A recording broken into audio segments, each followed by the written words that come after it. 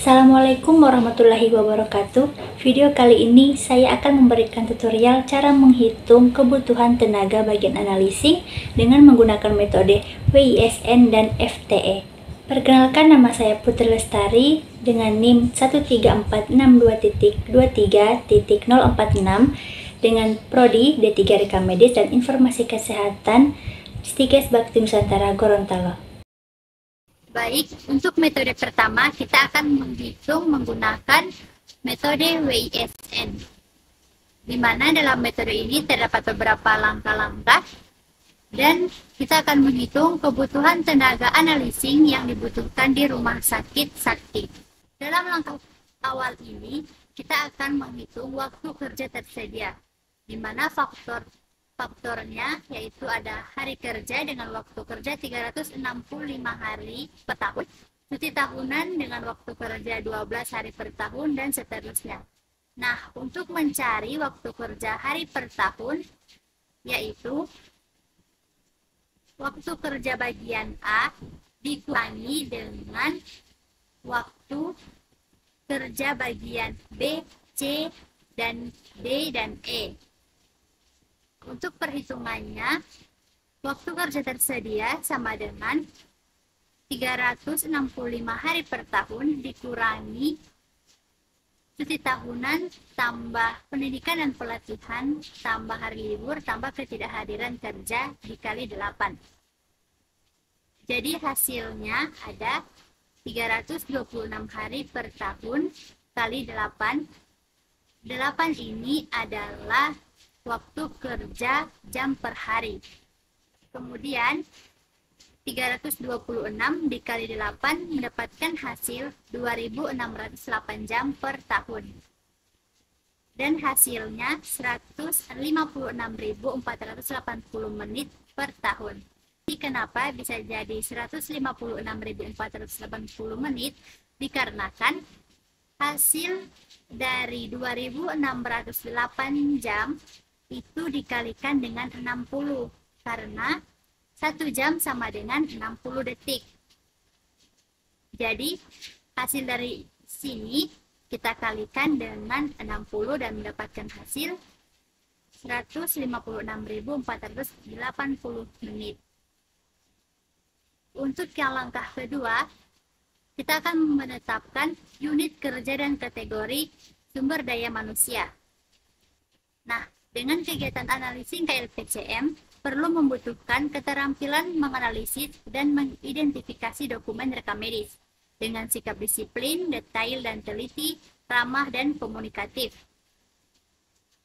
terutama dalam pendidikan D3 Rekam Medis. Yaitu kita akan menyusun standar beban kerja, yang dimana mencari standar beban kerja membutuhkan waktu ketersedia dibagi dengan rata-rata waktu. Dalam unit kerja kegiatan pokok analising KLPCM terdapat 4 kegiatan pokok yang membutuhkan rata-rata waktu tersendiri. Di sini memeriksa kelengkapan membutuhkan waktu sebanyak 5,8 menit.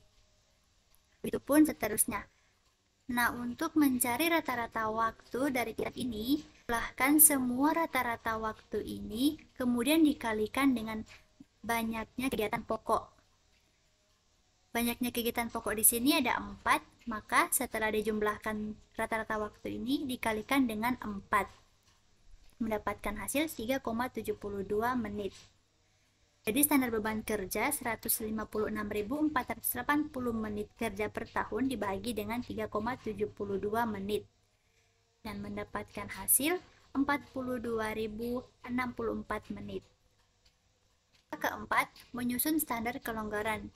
Diketahui waktu kerja tersedia 156.480 dengan faktor kelonggaran ada rapat dan isoma.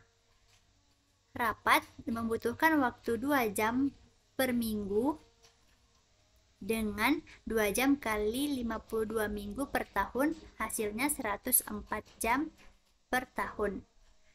Ini kenapa 6.240 menit per tahun?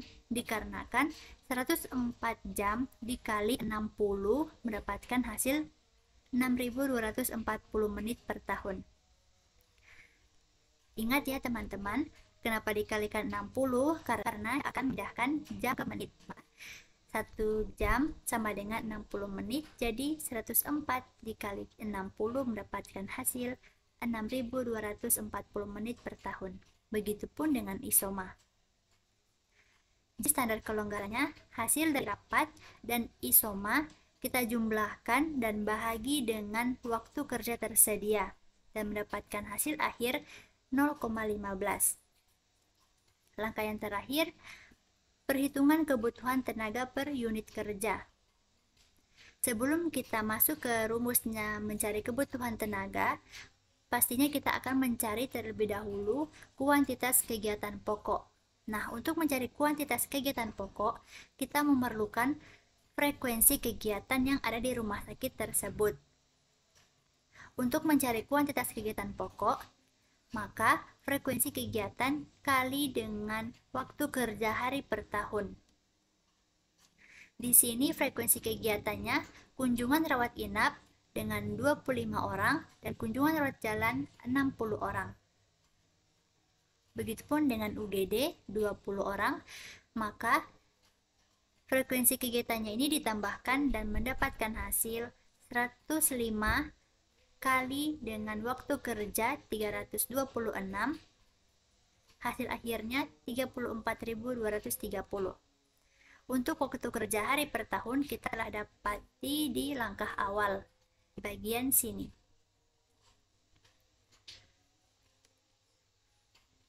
Nah, setelah mendapatkan hasil kuantitas kegiatan pokok, kita langsung masuk ke rumus mencari kebutuhan tenaga per unit kerja. Kuantitas kegiatan pokok ditambah standar kelonggaran bahagi standar beban kerja. Mendapatkan hasil 0,81 tambah 0,15 dan hasil akhirnya adalah 0,96. Hasil akhirnya adalah 0,96. Kita bulatkan menjadi 1 sehingga dalam kebutuhan tenaga per unit kerja membutuhkan 1 orang tenaga kerja. Metode kedua yaitu perhitungan menggunakan metode FTE. Di sini soalnya, hitunglah kebutuhan tenaga analising KLPCM yang dibutuhkan di Rumah Sakit Sakti pada tahun 2025, di mana berdasarkan data pelaporan 3 tahun terakhir kunjungan pasien rawat inap sebagai berikut. Pada tahun 2022 dengan jumlah pasien 23.675 dan seterusnya. Dan untuk pengamatan waktu, di rumah sakit tersebut melakukan 10 kali pengamatan dengan waktu tertentu. Nah, mari kita lanjut ke perhitungannya. Di langkah awal, tentukan deskripsi analisis KLPCM adalah memeriksa kelengkapan dokumen rekam medis, menilai konsistensi data, mengidentifikasi ketidaklengkapan berkas rekam medis, serta mengusulkan koreksi. Berikut di langkah kedua, tentukan waktu kerja. Petugas analisis KLPCM bertugas dari hari Senin sampai Kamis pada jam 8 sampai jam 4 sore dengan waktu 8 jam dan di hari Jumat jam 8 sampai jam 3 dengan waktu 7 jam. Jadi, total jam kerja seminggu adalah 39. Ini kenapa 39? Dikarenakan dalam satu hari, petugas membutuhkan 8 jam untuk bekerja. Nah, sedangkan di sini Senin sampai Kamis. Jadi, 8 dikali 8 kali 8 kali 8. Kemudian dikalikan dengan 7, mendapatkan 39 jam. Langkah ketiga, tentukan angka ideal. Dalam 1 tahun terdapat 52 minggu, dan cuti per tahun 2 minggu, hari libur per tahun 4 minggu, minggu kerja per tahun 46 minggu. Hasil 46 minggu ini didapatkan dari penjumlahan dan pengurangan antara 2 tambah 4 dikurangi dengan 52 minggu. Jadi hasilnya 46 minggu. Serta untuk jam kerja per minggunya 39 jam ini dapat dari hasil waktu kerja. Nah, jam kerja per tahun 1794 jam per tahun. Hasil dari 46 minggu dikali dengan 39. Langkah keempat, tentukan jumlah capaian beberapa tahun terakhir. Jumlah capaian ini kita harus mencari data capaian, yaitu mencari X dan Y-nya. Nah, sudah diketahui di soal bahwa tahun 2022 sampai tahun 2024 dengan jumlah pasien ini mendapatkan jumlah akhir 93.000 sekian. Untuk X-nya ini kita menggunakan angka tengah, yang dimana angka tengahnya 0 dan di atasnya min 1, bawahnya plus 1. XY kita dapat dari min 1 dikali jumlah pasien bagian tahun 2022, hasilnya min 23.675 dengan hasil akhir 13.845. Untuk X kuadratnya kita dapat dari X kali X, jadi min 1 kali min 1 sama dengan plus 1. Hasil akhirnya adalah 2. Langkah 5, tentukan beban kerja dengan metode kuadrat terkecil. Kita menggunakan rumus A sama dengan sigma Y bahagi N, di mana N ini jumlah atau banyaknya data. Karena kita menggunakan data dari tahun 2022 sampai 2024, maka N-nya adalah 3. Hasil dari Y kita taruh di sini dan mendapatkan hasil akhir 31.009.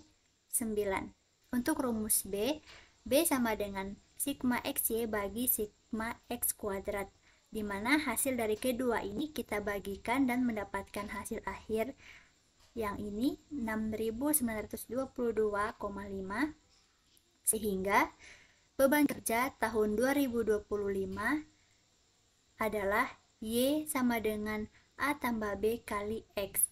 X-nya adalah banyak data, jadi 3. Hasil akhirnya mendapatkan 51.776,5.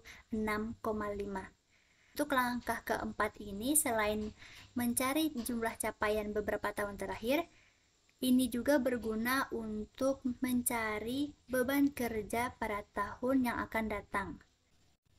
Untuk langkah keenam, tentukan standar waktu kerja, di mana saya ketahui bahwa terdapat 10 kali pengamatan yang telah dilakukan dan berjumlah 825 dari hasil penjumlahan 10 pengamatan ini.